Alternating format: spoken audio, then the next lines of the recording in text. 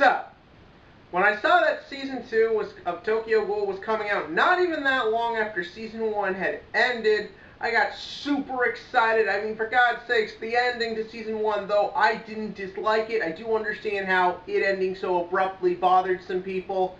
But oh my God, get Season 2 so quickly, I mean, to just rush right into it, what could possibly go wrong?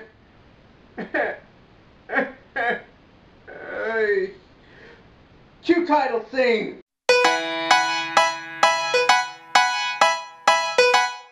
Tokyo Ghoul square root of A, what that means I have no fucking idea, is the second season of the 2014 highly successful anime Tokyo Ghoul that I loved and was one of my favorite shows that I watched in general last year. It was excellent, it was smart, it was edgy, it was fun to watch. Just in general, I thought it was a really great series. Had a couple issues here and there, but overall great. So remember that when I go into what I'm about to say. I am approaching Season 2 as a fan. Someone who really, really, really enjoyed it.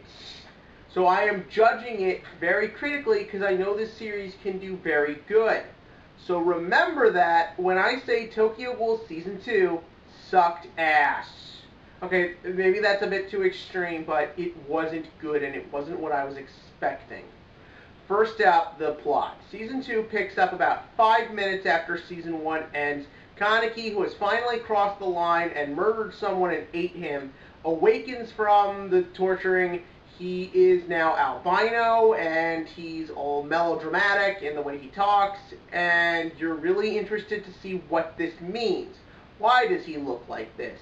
Now that we know he was turned into a ghoul intentionally, why did someone do that? What has happened to them? How does this affect his psyche? What's going to happen now that this big battle has happened between the ghouls and the humans?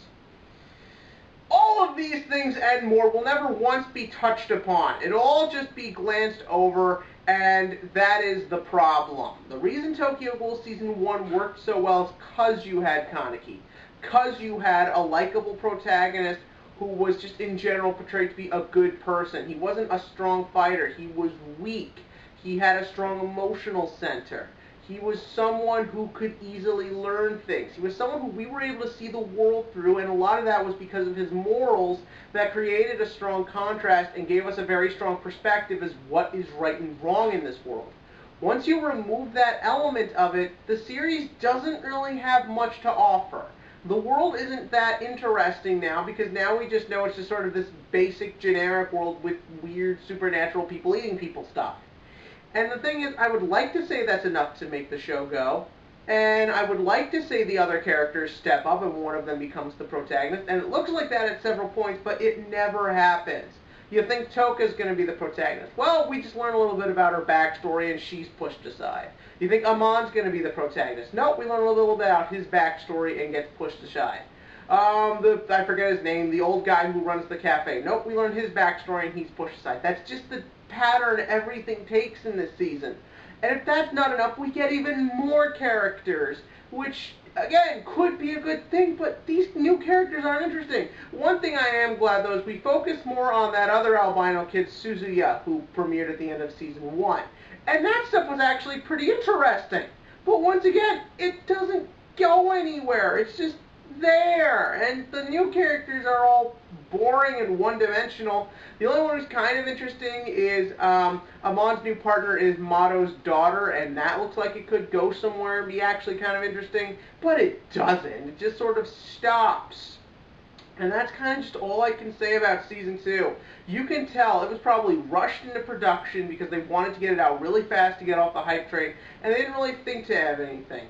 Maybe it's following the manga. I haven't read the manga, so I can't really go into that. But don't forget, in a manga, you can do several chapters that just focus on side characters. TV is a different medium, and when you only have 13 episodes, you need to be able to grab people. Nothing grabbed me in this season because nothing stepped up to be that interesting, because the most interesting thing, Kaneki, who what's happening to him is very interesting, just comes in and out. He's basically sitting there watching as his show gets hijacked. He's attacking all these other ghouls and eating other ghouls. You think maybe that could be really interesting, but we don't spend time on it. and it's all just being pushed to season 3, which I'm sure the show will get because it still really got high ratings. And I will watch season 3, and I hope it goes somewhere. But really, this was just super letdown, especially because there wasn't much that came out this past anime season besides Yu-Gi-Oh! Arc 5 that was really even that good. And I'll get into those in later weeks. But was there anything good about season 2? Like I said, the Suzuya stuff was really interesting. I did like getting Toka and Amon's backstories. I thought that was really good. I was kind of worried at first that that might ruin some of the appeal to characters to know a lot about them, but it actually worked out really well. Some of the stuff with Mato's daughter is kind of neat, but I don't even remember her name. It's that uninteresting. And I'll say this much though, the action was better, and there was a little bit more humor that I thought was fairly effective. But yeah, just overall super disappointing and a big letdown, and not the way I want to start the year off. But when all's said and done, I will say Tokyo Ghoul is a 5 out of 10. There's still stuff in it that's good, but for God, with how good season 1 was, I was just expecting so much more. But what did you think? In the comments section below, give me your thoughts on Tokyo Ghoul season 2, what you hope happens in season 3. I'm sure if you read the manga, you'll start complaining to me. And as always, click to like and click to subscribe because hopefully season 3 will be better.